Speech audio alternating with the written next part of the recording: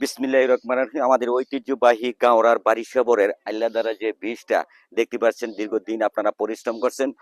অল্প দিনে অথবা 7 দিন অথবা 10 দিনের ভিতরে এই কালভার্টের কাজটা সম্পূর্ণ হয়ে যাব। প্রিয় ভাই, আপনারা অনেক পরিশ্রম করছেন এখানে এসে, অনেক পরিশ্রমের মাধ্যমে বৃষ্টি অথবা আহ, অটো, সিএনজি, বাস যারা এই রুটে চলতেন, 10 দিনের ভিতরে কিন্তু ওই রাস্তা দিয়ে আপনারা চলতে পারবেন।